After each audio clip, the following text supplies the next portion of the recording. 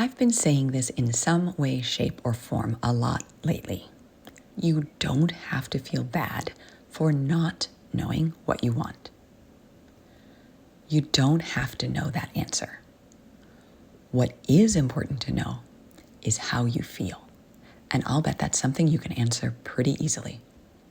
Most of us know when we feel tired or exhausted, or we feel good and purposeful.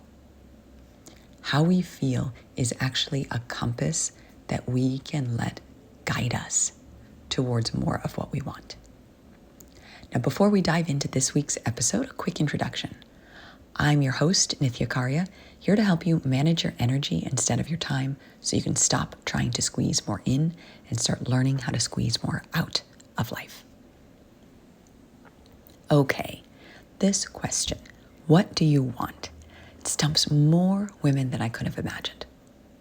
Confession, it has definitely stumped me many times in life. I don't know about you, but here's how I used to handle not knowing the answer. I'd mull it around, maybe do some research, get some advice, and just pick something then, and just go all in. Instead of seeing this, though, as the experimental phase that it was supposed to be, I committed to the plan. When what would have served me better was to commit to myself.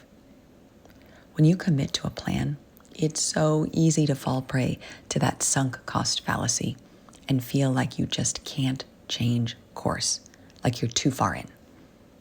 If you've ever experienced this, you can understand how you easily waste precious days, months, or years believing that you're investing in something worthwhile, even though you know deep down inside that it's not the right choice for you. This could be in your career, it could be in a relationship, it could be not doing something, or, choosing a habit that you think you should have. I'm not here to judge the tactics, but on top of being a love junkie, I'm an efficiency junkie as well. I love looking at things and getting curious. That's actually high vibe habit number 4, by the way. When you learn to look at things from a lot of different angles, you start to see how they can be improved instead of just the one angle that you're seeing from when you're feeling low vibe. As a society, I think we value answers over questions. But I want to remind you, if you're faced with this question, what do I want? You would not be alone. If you, 1, couldn't answer the question, and 2, actually felt bad about not being able to answer it and felt stuck. Clients and women I meet feel like this is the answer they need to have before they can live something different, before they can start working on improving a piece or all of their life. But the truth is, so few people can actually answer this, and there's nothing wrong with you if you're not one of them. Experience has taught me otherwise. The sneaky question, the one you aren't allowed to ask yourself, thank you very much, social conditioning, or the one you're not allowed to do anything with, is how do I feel? That's a question you can answer.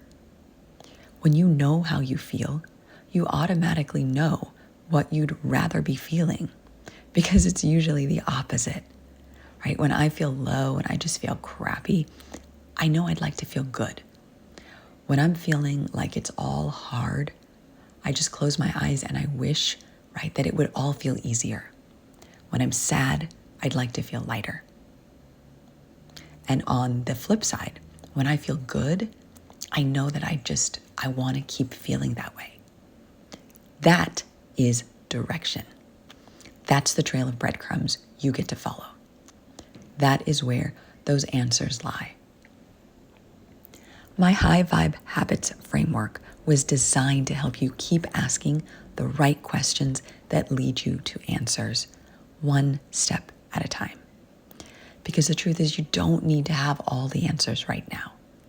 You need to know that you are the answer. Where you are changes daily, sometimes hourly. You don't just want to have a plan in place. You want to learn how to have a flexible plan in place with options that are all still moving you towards what you want.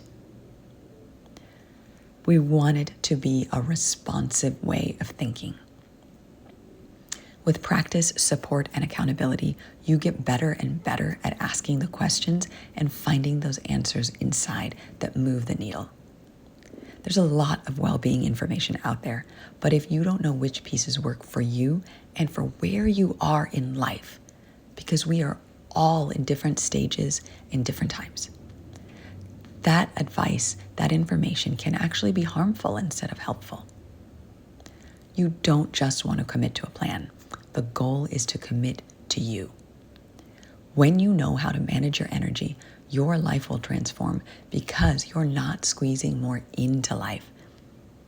You are learning how to squeeze more out of the life that you have.